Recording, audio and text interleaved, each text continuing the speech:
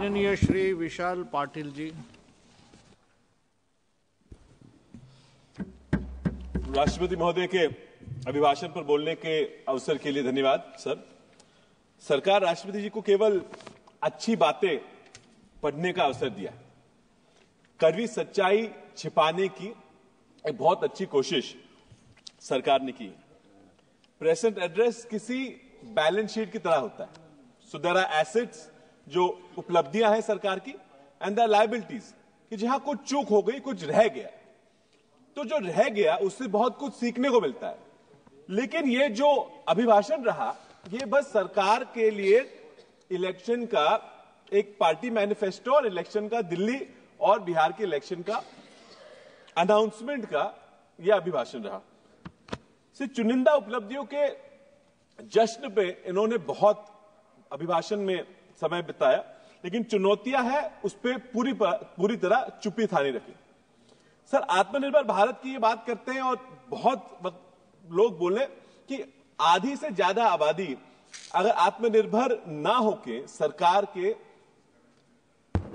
जन कल्याण के स्कीमों में अनाज के लिए अगर उनके सामने जाना पड़ता है, तो ये क्या सही मायने में आत्मनिर्भरता है या ये आर्थिक विफलता का एक प्रमाण पत्र है? सर, मैं सरकार को ये बताना चाहता हूं कि गरीबी ये हटाना चाहती है या गरीबों को ये सरकार पे निर्भर रखना चाहती है? सर, ये दुर्दशा ऐसी है और इट्स अक्रॉस, और किसानों के बारे में भी। और मैं अकेला नहीं कहता, मेरे पार्टी के या हमारे अलायंस के लोग नहीं कहते, लेकिन खुद संविधान के जो सेकंड पोस्ट है उपराष्ट्रपति जी, उन्होंने कहा है कृषि मंत्री जी को कि कृषि मंत्री का हर एक पल भारी है और उन पर काल चक्र घूम रहा है। ये उपराष्ट्रपति जी ने कहा। सर, मैन्युफैक्चरिंग में there is a drop, job share has dropped 11.4%।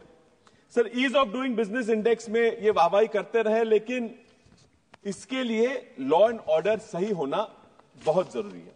Sir, मैं प्रशंसा करूंगा अभिभाषण की कि उन्होंने कुंभ मेले में जो जाने गंवाई उनके बारे में उन्होंने वहां पे उल्लेख किया, लेकिन सरकार इसमें इफेक्टिव स्टेप्स लेने में कहीं चूकी है क्या, यह भी उन्होंने कहना बहुत जरूरी था।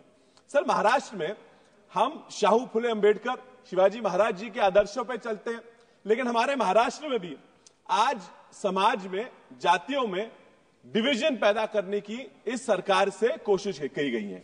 सर, मराठा आरक्षण के लिए लड़ते हैं, लेकिन इन्होंने मराठा आरक्षण की लड़ाई को मराठा विरुद्ध ओबीसी की लड़ाई बना दिया। सर, धनगर आरक्षण के लिए मैं बोलूंगा कि धनगर चाहते हैं कि उनको एसटी में आरक्षण दो, लेकिन ये धनगर आरक्षण का ये एसटी विरुद्ध धनगर ये झगड़ा लगा के ये बीजेपी की सरकार झगड़ा बढ़ाते जा रही है। सर, हमारे महाराष्ट्र में जैन समाज में दो आते हैं, श्वेतांबर और दिगंबर।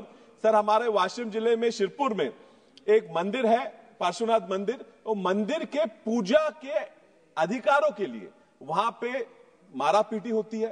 दिगंबर समाज के लोग वहां जब पूजा करने जाते हैं उन्हें मारा जाता है। और ये एक ही धर्म के, एक ही समाज के लोग अगर झगड़ रहे हैं, इनका झगड़ा खत्म करने का, इनमें कोई तो सोल्यूशन निकालने का कोई भी प्रयास इस सरकार ने नहीं किया। क्या सरकार ये चाहती है कि लोग झगड़ते रहे और इसमें से हम जीतते रहे? सर, अभी अभी किसी वक्ता ने कहा, दुबे जी ने कहा कि धर्म पे ओबीसी का इन्होंने धर्म से जोड़ लिया। सर, ओबीसी का धर्म का क्या लेना देना? Caste is agnostic, it's got nothing to do with religion, but every time they want to convert this caste into a religious thing. Sir, सरकार मिडिल क्लास को एक एटीएम की तरह इस्तेमाल करने की कोशिश करती है।